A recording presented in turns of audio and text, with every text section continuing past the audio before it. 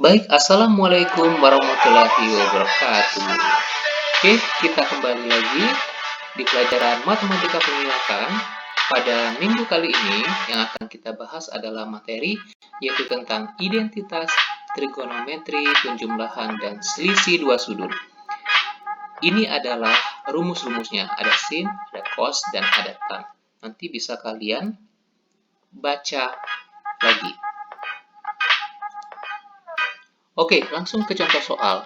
Tentukanlah nilai trigonometri dari cos 105 derajat, sin 15 derajat, dan tan 255 derajat. Nah, bagaimana menyelesaikan ini? Tentu kalau kalian lihat di tabel nilai-nilai perbandingan trigonometri, tidak akan menemukan 105, 15, dan 255 derajat. Karena ini bukanlah sudut istimewa. So, bagaimana cara menyelesaikannya? Kita lihat pembahasannya. Oke, cos 105 derajat itu bukan sudut istimewa. Sudut istimewa itu apa saja? Di antaranya adalah 0, 30, 45 derajat, 60 derajat, dan 90 derajat. Oke, ini adalah patokannya. Ini adalah sudut istimewa di kuadran pertama, kedua, dan ketiga, dan seterusnya. Bisa kalian lihat sendiri di pelajaran sebelumnya. Langsung saja, untuk mendapatkan nilai daripada 105 derajat, kalian harus mencari sudut istimewa berapa saja yang kalau ditambahkan atau kalian kurangkan itu sama dengan 105 derajat. Yang kita pakai di sini, carilah di kuadran 1 dulu apabila bisa. Kalau dia tidak bisa, cari di kuadran kedua. Kalau juga tidak bisa, di kuadran seterusnya. Yang kita pakai sekarang adalah 60 ditambah 45, karena hasilnya 105. Oke, kalau saya nggak mau 60 sama 45, boleh nggak, Pak? Boleh. Kalian boleh memakai misalnya 150 dikurang dengan 45 derajat. Nah, itu boleh. Sama saja. Cuma nanti kalian akan kesulitan dalam mencari nilai daripada 150 derajat. Karena biasanya kalian ingatnya di 0 sampai 90. Kalau kalian bisa juga nggak masalah. Ini boleh, ini boleh. Oke, kita pakai yang gampang aja ya, yaitu cos 60 derajat ditambah 45 derajat. Oke, sekarang ini adalah rumusnya cos. Kalau cos itu rumusnya apa? Oh, cos itu rumusnya cos alfa ditambah beta dikurang sin alfa dikali sin beta. Nah, untuk alfa dan beta bisa berubah ya. Bisa saja ini adalah X, bisa saja ini Y, bisa saja ini A, bisa saja ini B. Jadi nggak selalu alfa dan beta. Oke, sekarang kita substitusikan saja sesuai dengan pola yang kita dapatkan, yaitu cos 60 derajat ditambah 45 derajat. Masukkan ke sini. Alfanya apa? Alfanya 60 kan? Masukkan sebagai alfa. Dan betanya adalah 45. Masukkan sebagai beta. Setelah itu, kita cari nilainya. Cos 60 derajat kan sudut istimewa. Berarti dia ada nilai. Nilainya berapa? Setengah. Nah, tentu kalian harus ingat dengan tabel trigonometri, perbandingan trigonometri, nilai-nilai sudut istimewa itu berapa saja. Kalau sin berapa, kalau cos berapa, kalau sin berapa. Kalau sin 0 ya 0 ya. Kalau 30 dia setengah. Oke, kalau dia di 45 dia setengah akar 2. Oke, kalau dia di 60 dia setengah akar 3 dan 1. Nah, kalau cos kemana? Kalau cos itu kebalikan dari sini. Kebalikannya ya. Balikin saja. Balikin jadi satunya di depan. Begitupun seterusnya. Oke. Cos 60. Cos 60 itu di sini ya. 60. Kalau di sini itu kan setengah akar 3. Berarti kebalikannya dia di setengah. Itu untuk cos 60. Untuk lebih jelasnya, kalian lihat kembali tabel perbandingan trigonometri di kelas 10. Cos 45 setengah akar 2. Oke, kalau cos 45, sin 45 itu sama aja, nggak akan berubah. Sin 60 ini ya, setengah akar 3. Setengah akar 3 dikali setengah akar 2. Bisa kan? Setelah kalian masukkan nilai tersebut, kemudian operasikan. Kalikan untuk yang setengah dikali setengah akar 2, itu berarti seperempat dong. Seperempat akar 2. Ya. Kemudian yang ini berarti dia dikurang ya, karena min seperempat Seperempat akar berapa? Akar 6. Loh, kenapa 6, Pak? Ya, karena akar 3 dikali akar 2 akar 6. Nah, apabila yang ini sama, misalnya seperti ini, akar 3 ya, kalian dikalikan dengan 3. Nah, ini bukan akar 9 lagi, nggak usah. Boleh sih, tapi akan lebih lama. Jadi kalau dia sama, langsung aja, oh 3 gitu. Kalau dia sama. Kalau dia lain seperti ini tadi, ya kalikan aja. Oke, paham? Paham. Kalau paham, kita lanjut. Setelah itu, seperempat akar 2 dikurang akar 6 ini di mana? Ini sama aja. Kalau hasilnya seperti tadi, boleh. Kalau hasilnya tadi seperempat akar 2 dikurang seperempat akar 6, itu boleh aja. Ini betul nih. Tapi kalau mau lebih baik, itu sederhanakan menjadi bentuk seperempat, buka kurung, akar 2 dikurang akar 6. Jadi akan lebih baik seperti ini. Tapi kalau kalian tulis seperti ini juga nggak masalah. Oke? Oh, berarti cos 105 derajat itu sama dengan seperempat dikali akar 2 dikurang akar 6. Yuk, kita lanjutkan ke sin 15. Nah, kalau sin 15 derajat, itu gimana nih? Ya, kalau sin 15 derajat itu kita ambil adalah 45 dikurang 30. Ya, itu yang paling mudah sekali.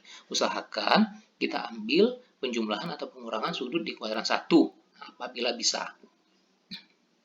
45 derajat dikurang 30 derajat kan 15 derajat. Sekarang bukan lagi cos loh, sin. Oke, karena kalau sin, berarti rumusnya apa adalah? Rumusnya tadi adalah sin alfa, oke, cos beta dikurang cos alfa dikali sin beta. Masing-masing alfa dan beta substitusikan. Berarti ini alfa, alfanya berapa nih? 45 derajat. Betanya berapa? 30 derajat. Jangan salah ya. Nanti kalau di sini sin 45 derajat, pasti di sini cosnya ngambil yang beta. Jangan lagi 45 derajat. Jadi lihat untuk yang nilai di sini sama di sini itu nggak akan sama gitu. Oke, kita lanjut. Yuk, sin 45 berapa nilainya? Setengah akar 2 dong. Ya, cos 30 berapa? Setengah akar 3. Cos 45 berapa? Setengah. Dan sin 30 berapa? Setengah. Di sini tadi, setengah akar 2 ya. Lanjut aja, kita kalikan nih. Setengah akar 2 kali setengah akar 3 berapa nih? Setengah akar 6, seperempat akar 6. Jadi agak terbalik ya dengan yang cos tadi. Kalau cos tadi seperempat akar 6-nya di akhir, kalau sekarang di awalnya. Jadi seperempat akar 6. Ini berapa nih? Seperempat akar 2. Oh, berarti dia seperempat akar 6 dikurang akar 2. Itu. Gampang kan? Paham. Yang penting kita cari dulu sudut istimewa yang bisa jumlahkan atau kurangkan yang hasilnya sama dengan soal. Itu aja dulu. Kalau tahu itu, udah untuk selanjutnya gampang. Next. Oke, untuk yang berikutnya tan 255 derajat. Sama dengan tan penjumlahan berapa ya? Oke, kita lihat dulu untuk yang untuk tan 255 derajat ini di kuadran berapa? Kalau tadi kan di kuadran 1 dan 2. Oh, berarti di sini di kuadran ketiga. Kuadran ketiga itu berarti dari 280 sampai 270 loh. Ya, dari 180 sampai 270. Nah, itu berapa saja sih nilainya? Itu ada nilainya di 210 derajat ya, kemudian ada di 225 itu, sama di 240 derajat. Nah, ini sudut istimewa. Sedangkan 255 derajat kan tidak ada di sini. Kemudian kalau kalian perhatikan di sini, adakah yang bisa jumlahkan yang hasilnya sama dengan 255 derajat? Nggak ada. Oke, di kuadran sebelumnya ada nggak? Yang kalau kita jumlahkan hasilnya 255 derajat. Oh, ternyata nggak ada. Oke, gimana solusinya? Solusinya kalian perhatikan daripada awal dari kuadrannya, yaitu 180 derajat. Untuk mencapai 255 derajat itu kan berarti ditambah 75. Loh, berarti ada satu lagi yang sudut yang harus dipecah. Bolehkah seperti itu? Boleh. Tapi jangan gini ya, jangan kita ambil yang kedua-duanya ini, yang ini sama yang ini itu berlain, semuanya bukan sudut istimewa, itu nggak boleh. Jadi pakai salah satunya sudut istimewa. Itu boleh. Nah, berarti kita ambil yang 180 ditambah 75. Nah, sekarang caranya kan gini. Sebenarnya tuh kali kan begini. Ya, Berarti kan tan 180 derajat gitu ya. Tan 180 derajat kemudian ditambah dengan tan 75 dong. Iya, 75 derajat. Oke, tan 180 itu berapa? 0 kan? Oke, kalau ini 0 berarti sisanya apa? Ya tan 75 derajat dong. Berarti cuma kita pakai tan 75 derajat. Oh, berarti kalau kita dapatkan hasil tangen 75 derajat itu sama saja dengan tangen 255 derajat gitu. Oh, berarti kalau yang ini langkahnya 2 kali. Ya, kalau yang ini langkahnya 2 kali. Kalau tadi kan sekali langsung bisa. Nah, setelah itu kita pecah lagi nih. Tan 75 derajat itu kita cari. Dia berada di kuadran berapa? Di kuadran 1 ya. Di 0 sampai 90. Nah, kita cari nih angka sudut istimewa berapa yang hasilnya bisa menghasilkan 75. Kita ambil 45 ditambah 30. Oke, setelah kita tahu alfanya ada, kemudian betanya ada, udah kita masukkan aja nih ke rumusnya. Ingat ya, rumus sebelumnya. Bisa kalian baca di awal materi kita tadi. Oke, ini adalah alfa, ini adalah beta. Substitusikan, tan 45 berapa? 1 ya. Tan ini, sorry, ini ada tan, ini harusnya tan 30 derajat ya. Tan 30 derajat itu sama dengan sepertiga akar 3. Beberapa buku ada juga menyebutkan bahwa akar 3 per akar 3 itu sama saja, nggak ada bedanya, sama. Biasanya kalau bentuknya seperti ini, itu bentuk untuk yang buku-buku dari luar gitu. Kalau buku-buku dari kita biasanya seperti ini. Langsung aja, berarti 1 ditambah sepertiga akar 3. Udah yang pembilangnya. Kemudian penyebutnya, tinggal masukkan aja ya, sama aja ya. Oke, sekarang lihat yang pembilangnya gini. 1 ditambah sepertiga akar 3. Bisa dijumlah? Nggak bisa. Syarat penjumlahan sebuah akar itu kalau akarnya sama ya. Jadi kalau gini, misalnya gini, akar A ditambah akar A. Sorry. Nah, gini. Ditambah. Ini bisa nih. Berarti ini 2 akar A. Bisa. Asalkan akarnya sama. Tapi kalau misalnya akar A ditambah akar B, ini juga nggak bisa. Nggak ada hasil. Nggak bisa dijumlah. Itu bedanya kalau akar. Penjumlahan akar. Tapi kalau perkalian akar itu bisa semua. Oke, itu pembilang. Berarti tetap nggak usah diubah. Itu untuk pembilangnya. Kita lanjutkan.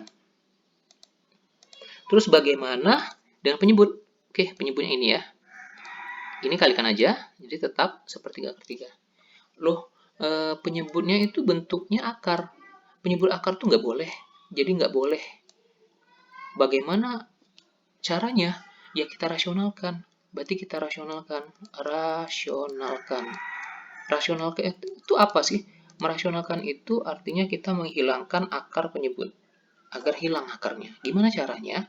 Caranya adalah mengkalikan akar sekawan. Akar sekawan itu kita kalikan dengan akar dari penyebutnya ini. Kalau penyebutnya akar 3, ya kalikan dengan akar 3. Jangan akar yang lain, biar dia hilang. Nah gini, misalnya gini ya, A per akar B. Nah, agar akar ini hilang, maka harus dikalikan dengan akar sekawan. Akar sekawan dari B itu ya akar B. Gini, ya, gini. Nah, karena ini sama, maka jadi B. Maka itu akar dari penyebut ini akan hilang. Gitu. Konsep di kelas 10. Harus kalian perhatikan kembali. Oke, selanjutnya. Oke, kalau dikalikan dengan akar sekawan ini dong. Nih, ya. Kalau dia bentuknya pengurangan atau penjumlahan, ya balikin aja. Kalau di sini minus, ini kan minus, maka di sini jadi plus. Plus semua ya. Kalau di sini plus, maka di sini jadi minus. Begitupun seterusnya. Paham? Paham. Oke, kita lanjut lagi.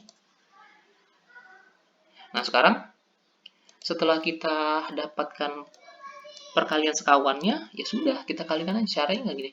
1 kali 1 ya 1 ya. 1. Oke. Ini ke sini berapa nih? Ini berarti ditambah nih.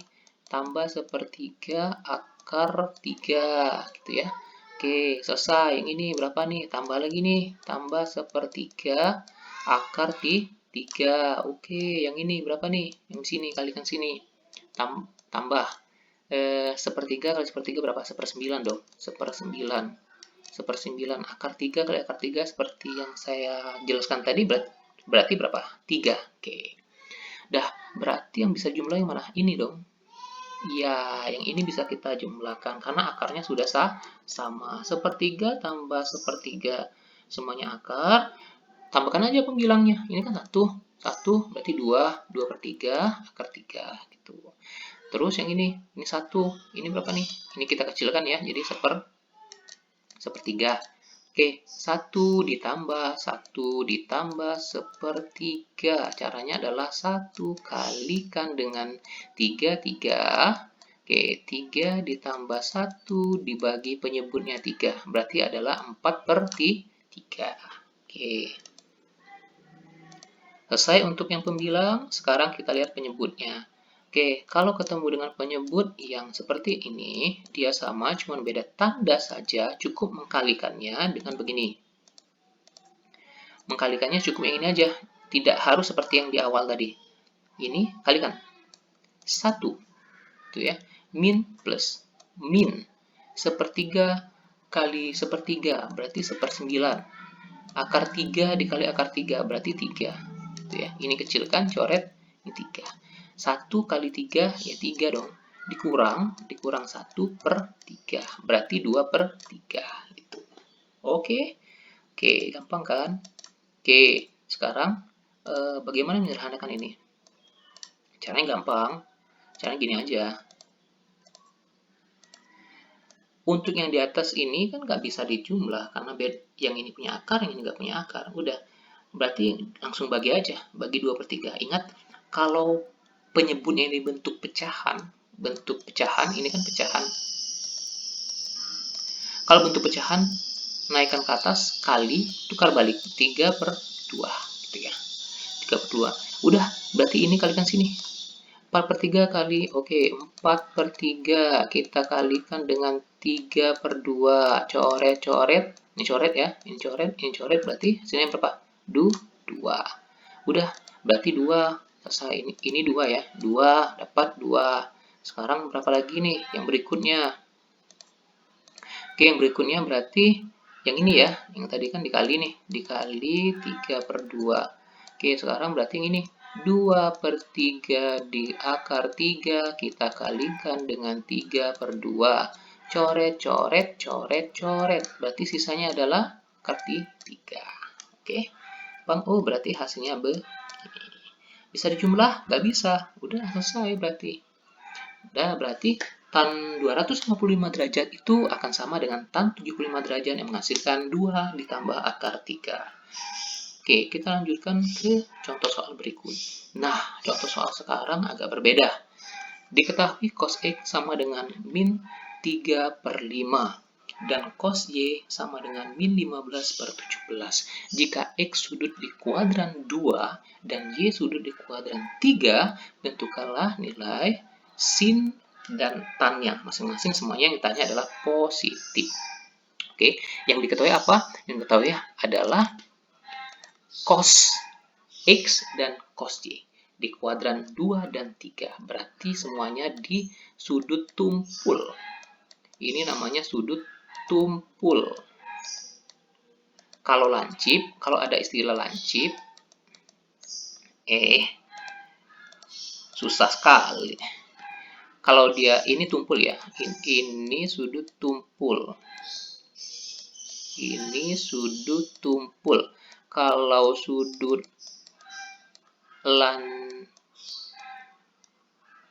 lancip itu sama dengan 0 sampai 90 derajat. Oke, itu adalah sudut lancip. Oke, kita lanjut pembahasan. Yuk.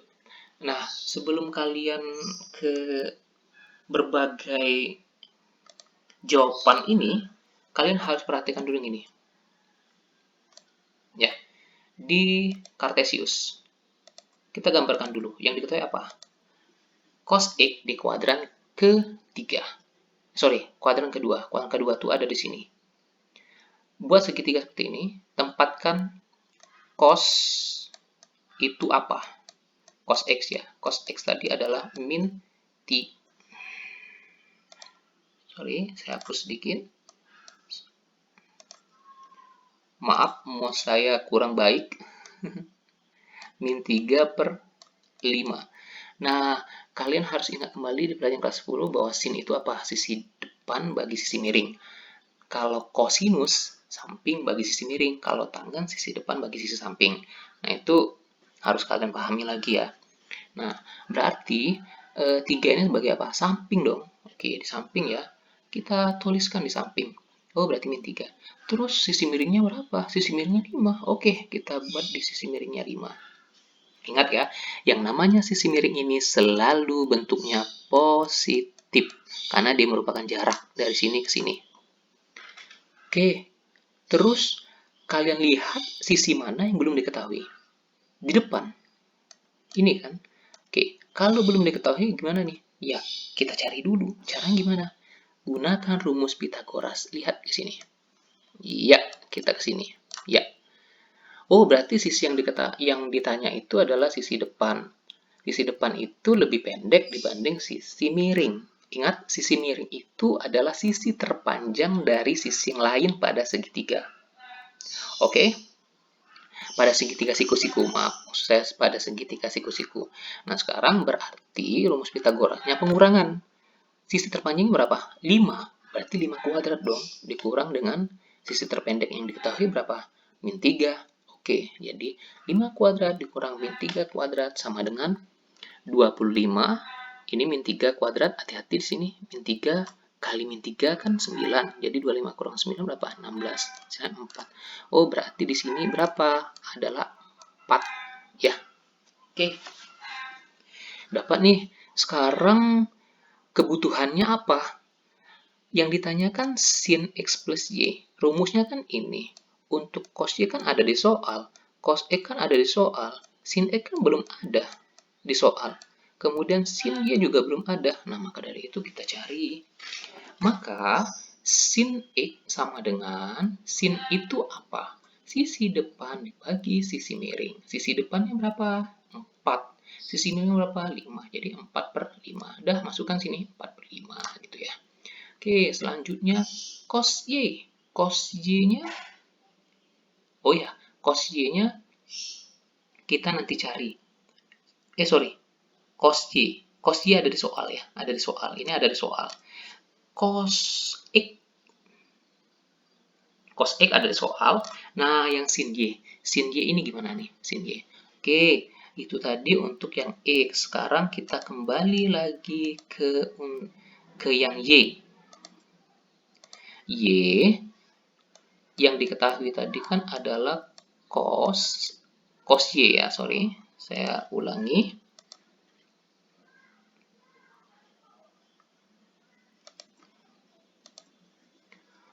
Untuk cos Y sama dengan min berapa tadi? Kalau cos Y, min 15 ya. Min 15/17. Oh, berarti kalau di kuadran ketiga. Kuadran ketiga ini ya. Kuadran ketiga. Buat segitiga seperti ini. Kalau dia di kuadran keempat begini. Nah, gitu. Kalau kuadran 4. Ya. Tempatkan sisi sampingnya mana? Ini samping, ini miring. Udah. Gunakan rumus Pitagoras. Sekarang gunakan rumus yang ini. 17 kuadrat kurang min 15 kuadrat. 17 kuadrat kan 289. Dikurang min 15 kuadrat itu adalah 225. Kurangkan aja. Akar 64 sama dengan 8. Oke, berarti sini 8. Karena dia menuju ke bawah, ini posisinya apa? Negatif, berarti jadi min. Gitu. Yang ini tadi kenapa tetap 4? Tadi kan tetap 4. Ya karena dia posisinya ke atas. Kalau ke atas apa? Positif. Kalau ke kiri apa? Negatif, kan gitu. Sesuai dengan grafik Kartesius itu sendiri. Oh, berarti kalau tanya sin Y, lihat yang Y. Sisi depannya berapa? Min 8. Miringnya berapa? 17. Oh, berarti min 8/17. Sekarang tanya apa? Sisi depan bagi sisi samping. Depannya berapa? Min 8. sampingnya berapa? Min 15. Berarti min bagi min plus. Oh, berarti untuk yang tan Y menjadi positif. Begitu. Setelah itu, udah kita masukkan aja ke sini. Sudah tahu semua kan? Sin X-nya 4/5, cos min 15 per 17 ya. Cos X-nya soal ada min 3/5 dan untuk sin Y ini. Nah, setelah kita dapatkan, tinggal kita kalikan aja. 4 kali min 15 ya min 60. Kemudian min 3 dikali min 8, min ketemu min berarti kali, itu jadi plus ya, jadi plus 24 per 85. 85 itu dapat dari 5 kali 17. Oke, jumlahkan aja, karena penyebutnya udah sama, jumlahkan aja yang di atasnya. Min 60 ditambah 24 adalah min 36. Min 36 per 85. Oh, berarti sin X sama Y-nya sama dengan min 36 per 85. Gitu ya. Kalau jangan bingung ya, kalau rumusnya tadi kan alfa tambah beta. Ini saya diganti dengan X plus Y. Oke, kita lanjut ke yang tan. Tan X plus Y, rumusnya ini. Oke, bisa kalian lihat kembali rumus-rumus daripada identitas trigonometri penjumlahan dan pengurangan selisih dua sudut. Udah, tinggal masukkan aja. Ini tan X-nya ini min 4/3, tan Y-nya 8/15 ya. Udah.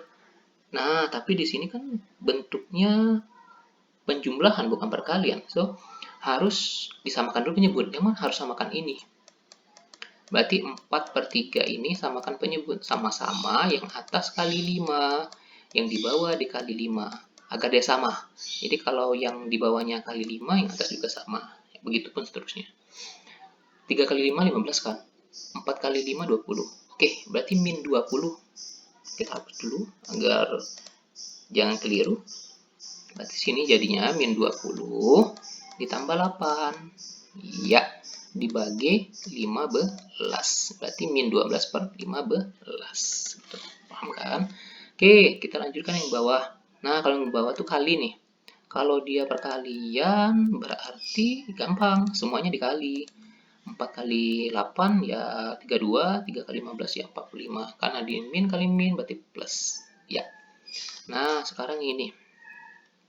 1 ditambah 3, 2 per 45, gampang nih. 1 kali 45 ya 45 dong. Tambah kan? Tambah 32, oke? Per 45. Berapa nih? 77. Oh, berarti 77 per 45. Gitu ya. Oke, udah dapat berarti semua. Nah, karena dia penyebutnya tadi berapa? Penyebutnya tadi kan berarti 77, di sini 77 per 45. Karena penyebutnya pecahan, maka tukar balik. Menjadi 45 per 77. Gitu. Dan sekarang kita lihat coret-coret. Kan bisa nih, 45 bagi 15 berapa? 3. 12 bagi 17 nggak bisa ya. Udah, berarti 12 kali 3 berapa? 36 per 77. Karena ada tanda negatif, berarti min 36 per 77. Oke, itu saja untuk materi pada minggu kali ini. Semoga kalian bisa mengerti. Kalau kalian tidak mengerti juga, kalian boleh tanyakan langsung di kolom komentar atau kalian bisa tanyakan di grup kita. Nanti besok tugasnya adalah kalian mencatat materi ini beserta contoh-contohnya. Kalian juga bisa memasukkan contoh-contoh soal lainnya yang bisa kalian ambil dari berbagai sumber. Nggak harus buku K13 ya, boleh buku-buku yang lama pun boleh, asalkan materinya tentang identitas trigonometri, penjumlahan, dan pengurangan selisih dua sudut. Kemudian, next, pertemuan berikutnya pada minggu ini, nanti akan saya berikan tugas berupa soal untuk mengasah kemampuan Anda agar kalian lebih memahaminya. Oke, sekian dulu untuk pelajaran pada hari ini. Lebih dan kurang saya mohon maaf. Saya kira wassalamualaikum warahmatullahi wabarakatuh.